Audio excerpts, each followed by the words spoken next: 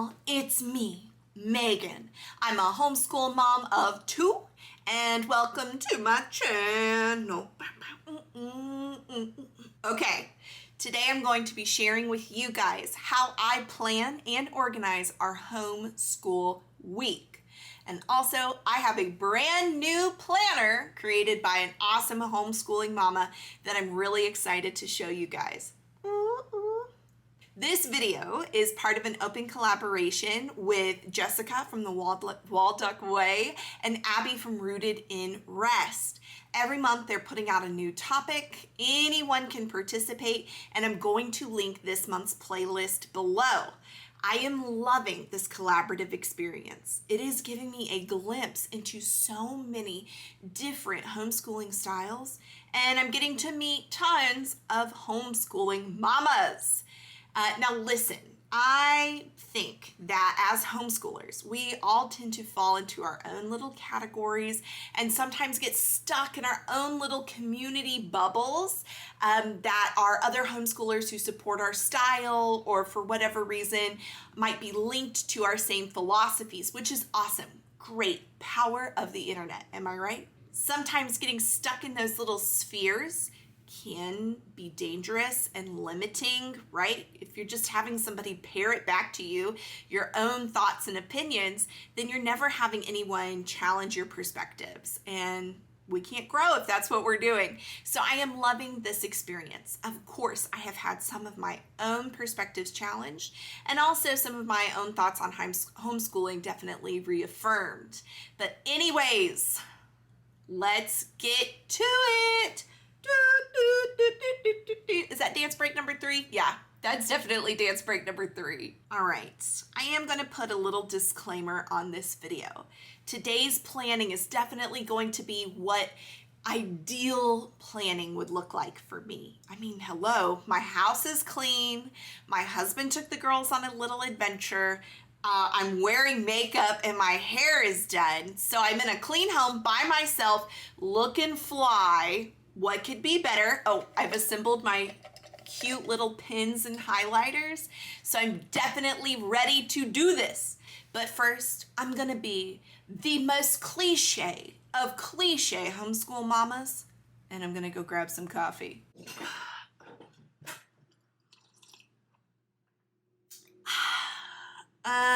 That's better. All right, before we get down to the nitty gritty, I do want to do a little flip through with you guys of my new planner and say a few words for my old planner that was taken from us too soon. So if you don't mind, I've prepared a few words.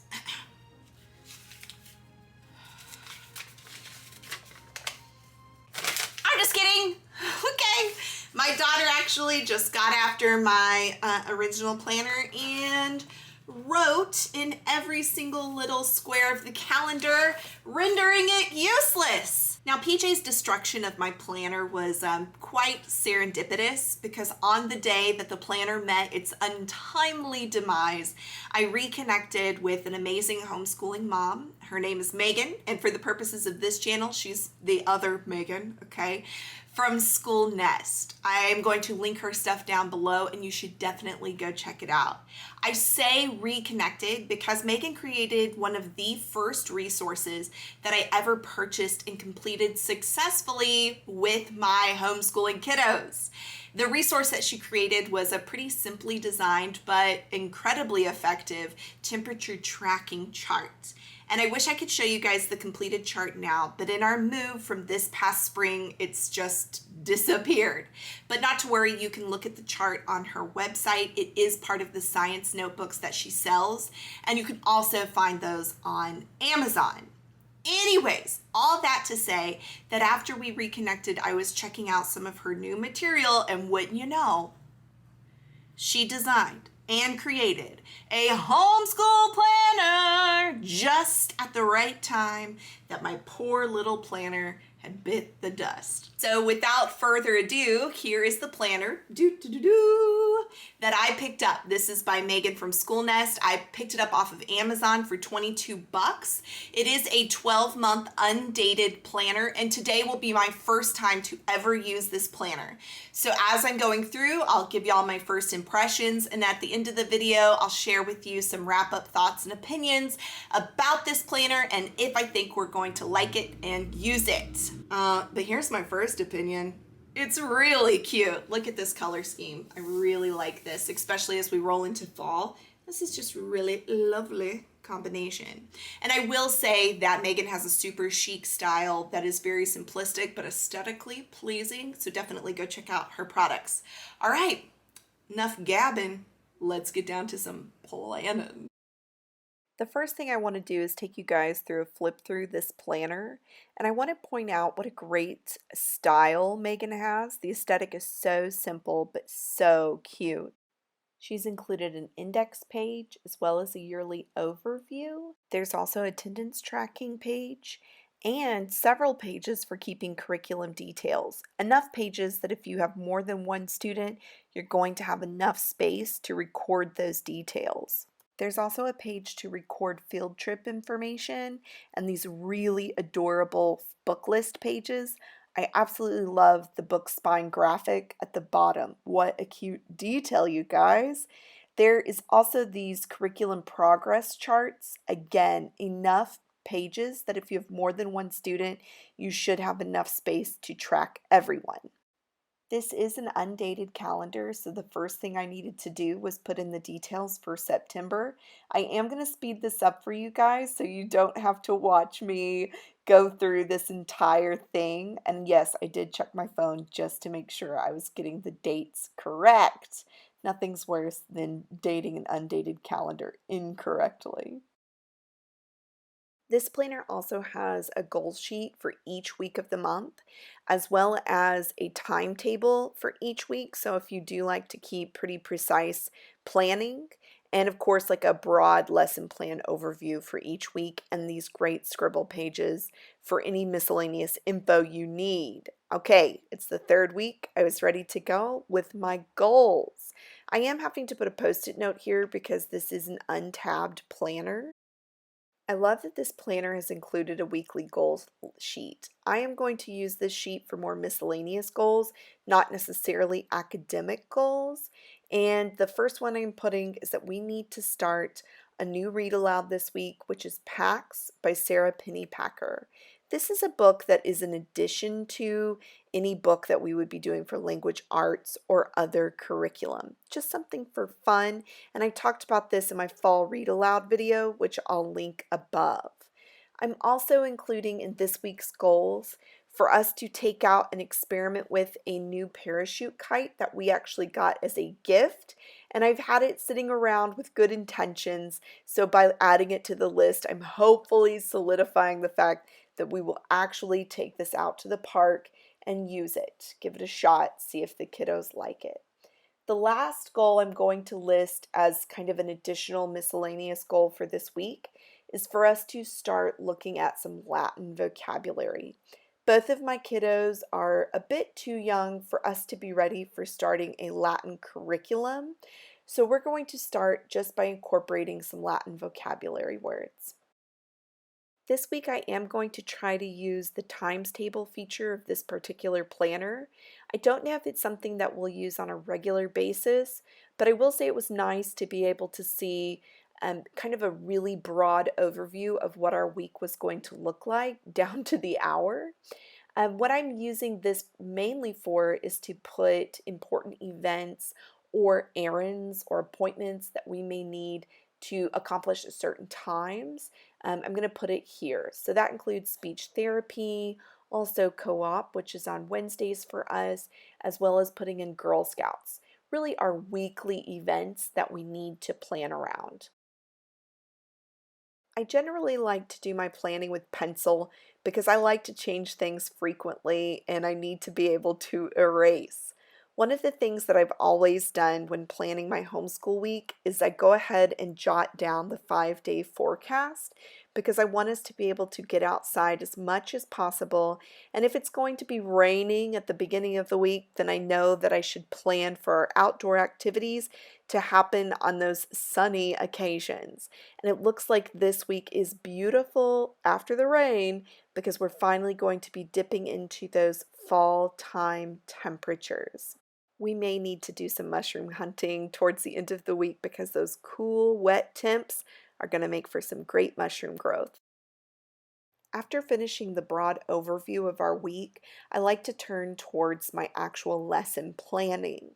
I really love that this planner leaves the rows and columns of your lesson planning blank because I know that everyone has their preferences on whether or not the days go at the top or on the side and where they like to put subjects. I also like that they're blank because my homeschool quickly changes, and so we may be focusing on certain subjects for a few weeks and then totally alter to something else. So this really allows me to customize that all the way. I do not make detailed lesson plans because that is just not how we homeschool. We're on a block schedule, and I really call it a block rhythm more than anything else. We do reading every single day, and then we rotate our other core subjects. I also have included a subject section labeled PJ, that stands for Patsy Jane, my youngest kiddo.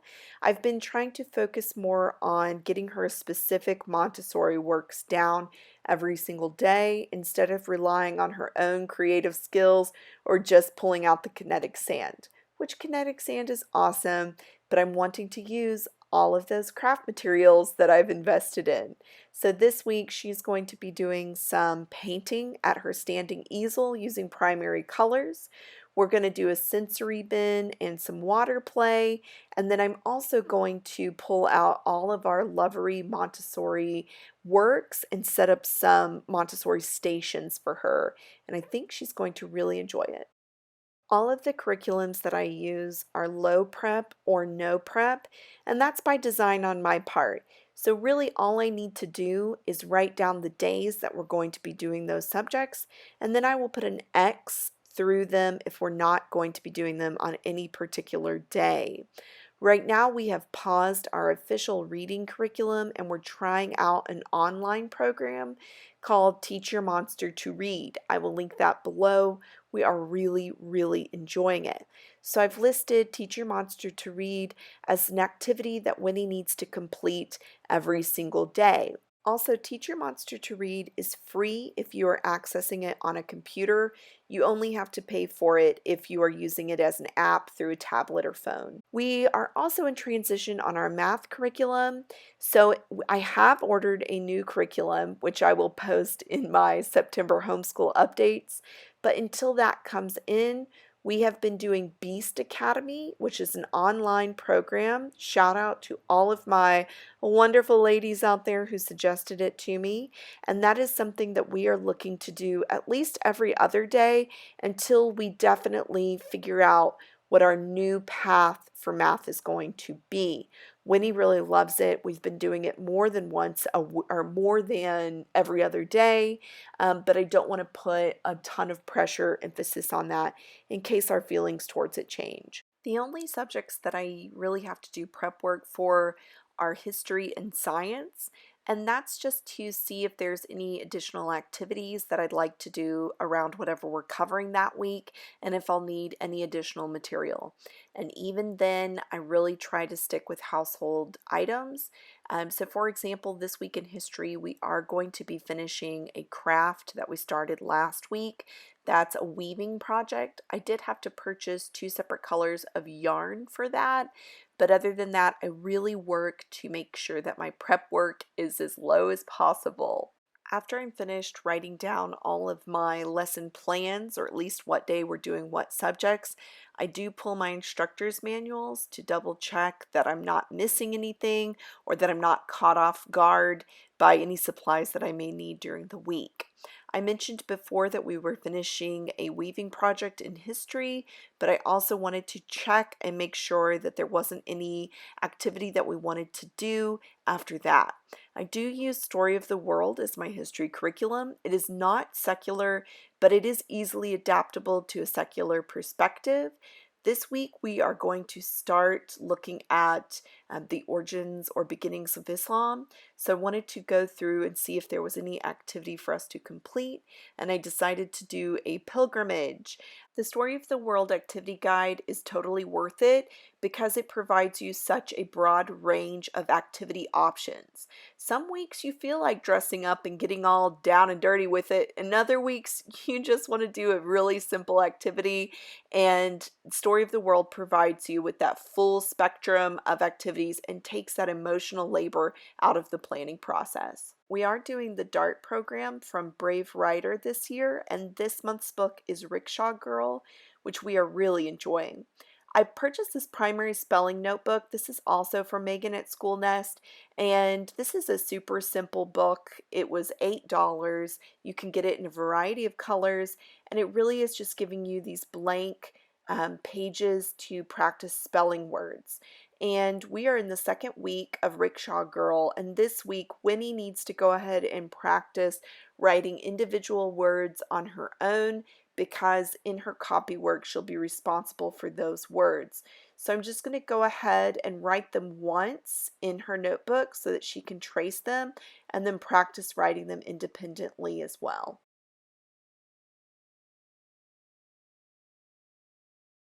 Time that we have extra space in something like this, I'll just put in her name for a little additional practice so she gets that nice and neat. After prepping her spelling words, I'm going to go ahead and put her sentence in her copy work book. This is just a great little tablet where she does her copy work and then illustrates the sentences. And so I'm going to go ahead and put this week's work in there with blank spaces for her to write the words that she would have practiced independently earlier in the week.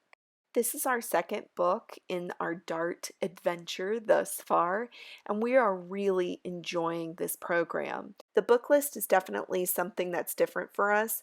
We're a huge fantasy family, so to be pushed out of that comfort zone has been really refreshing, and we've enjoyed every book so far. Just a quick look at our finished week. Okay, you guys. Filming yourself planning makes the planning take so much longer. So much so that my kiddos are actually back from their adventure.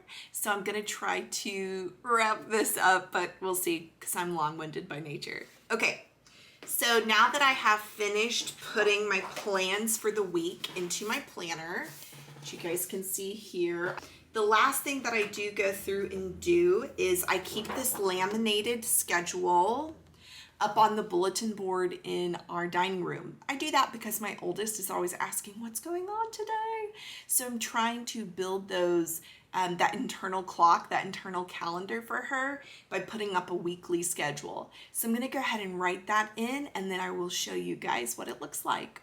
All right. So this is the finished product for Miss Winnie's little schedule. It's really basic. There's not a ton of info written there for her.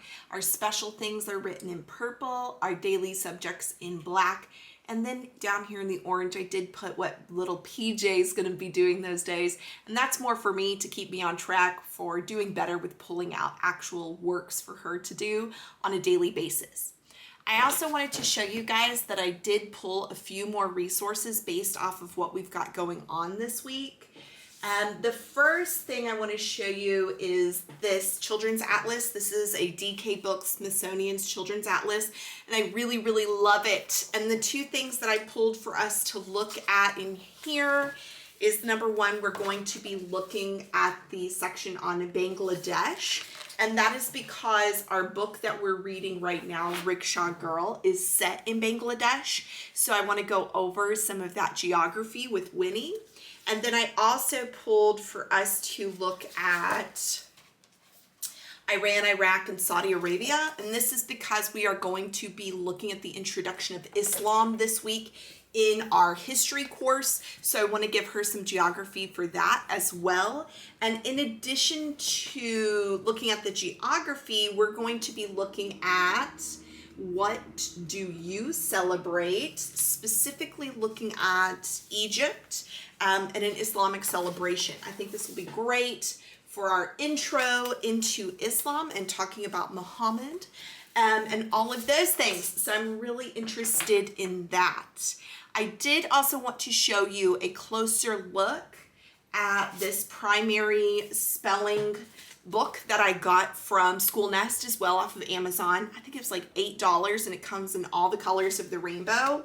I just wanted something for practicing our words that I could put them in. So I think you guys saw me writing those in earlier in the video, but I just wanted to show you guys a closer look. We're also going to be starting our science notebook this week. And this will just be, again, from Schoolnest, this will just be a place for us to, oh, yeah, here is the temperature tracker that I had told you guys about. That was our first introduction. We'll start that this week, and we will be using this to keep our science observations in. And this week we're doing magnets, so I'm pretty excited for that. I think it will be really, really fun. Okay, so as of now, my thoughts on this planner from Schoolnest. First of all, I love that it is basic inside so that you can make it as complex as you need to, depending on your planning style. I'm pretty loosey-goosey with my planning. So in the future, I don't know if I will actually use the timetable that really breaks down your day. This may not be necessary for me, but I'm glad it's there in case someone else likes to use it. I definitely like the way, just looking at a really basic week layout, this is working well for me. I think that will be pretty easy. I like that you can write your own subjects in, because for us, I know that that changes greatly over time. And the thing I was actually most interested in was really looking at the weekly goals and notes. And I did just put 3 goals in for right now, but that can expand. I like that I have a place to put those odds and ends for homeschool, just as a reminder to myself to really get going on some things that I've had sitting around for a while. In terms of any criticisms that I have for this planner, is really just, it is really thick. Maybe I wish it was broken into 2 volumes. It might be a little bit easier to work with that way. And the beginning month spaces, the monthly overview, is a little bit cramped, but I will say I don't really use monthly overviews that much. Let me see if I can get back to where that was and show you guys. So that's really not even an issue for me, but I could see that being an issue for someone. If you're really liking those monthly spaces, that is a little bit cramped. But overall, I am absolutely loving this in terms of the amount of pages you're given for those daily details and just extra notes. I'm a real jotter downer kind of person, so to have those extra spaces is going to be awesome to work with. And I am also really intrigued by the curriculum progress pages. That's something we've never done before, but I actually really want to do that and kind of keep a little bit better progress of how we're moving through the year. All right, you guys, you know what this means. Is it perfect? No, ma'am. No, ma'am, it isn't. But is it done?